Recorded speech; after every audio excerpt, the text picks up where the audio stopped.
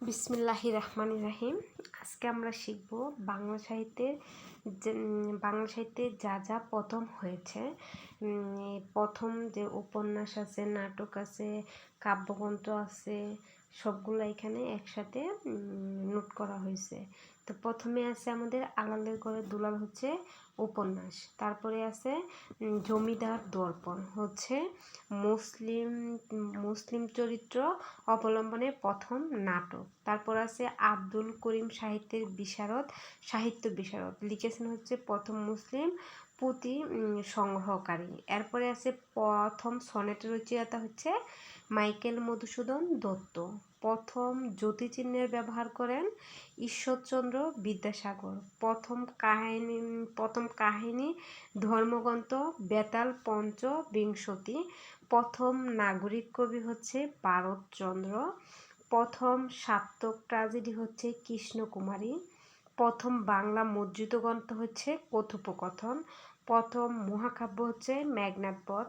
প্রথম মহাকবি হচ্ছে বড়ু চণ্ডীদাস। ভাষা আন্দোলন ভিত্তিক প্রথম নাটক হচ্ছে কবর। প্রথম মুসলিম কবি রচিত নাটক হচ্ছে বসন্ত। তারপর প্রথম মুসলিম নাট্যকার হচ্ছে মীর মশাররফ হোসেন। প্রথম পত্র উপন্যাস হচ্ছে বাঁধন হারা। মুক্তিযুদ্ধভিত্তিক প্রথম উপন্যাস হচ্ছে রাইফেল রুটির আওরাত। প্রথম রোমান্টিক উপন্যাস কপাল কুণ্ডলা। ভাষা আন্দোলন ভিত্তিক প্রথম উপাদান হচ্ছে উপন্যাস হচ্ছে আরেক ফাল্গুন। প্রথম মহিলা ঔপন্যাসিক হচ্ছে স্বর্ণকুমারী দেবী। প্রথম নাটক হচ্ছে বদরাজ্যুন। প্রথম সার্থক নাটক হচ্ছে শর্মিষ্ঠা।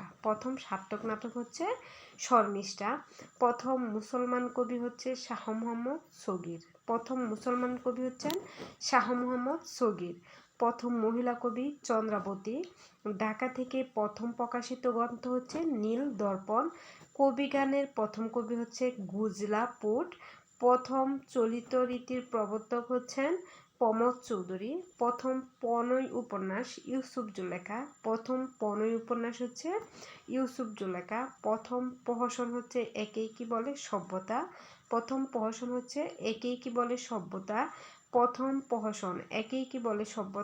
প্রথম বাংলা পত্রিকা হচ্ছে রংপুর বার্তাবহ। দুর্গেশ নন্দিনী হচ্ছে প্রথম সার্থক উপন্যাস। দুর্গেশ নন্দিনীর প্রথম সার্থক উপন্যাস।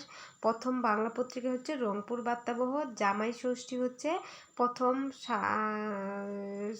সবাক চলচ্চিত্র। আলালের ঘরে দুলাল হচ্ছে প্রথম উপন্যাস।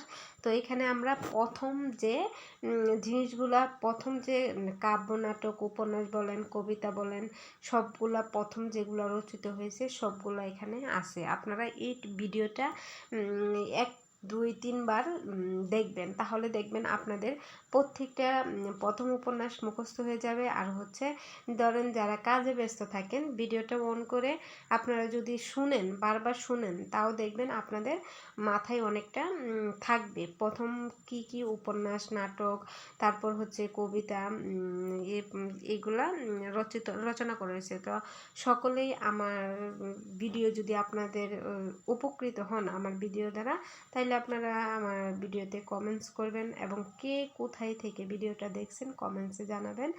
আর সকলকেই আমার পেজটা শেয়ার করে সাথে থাকার জন্য ধন্যবাদ। আসসালামু আলাইকুম।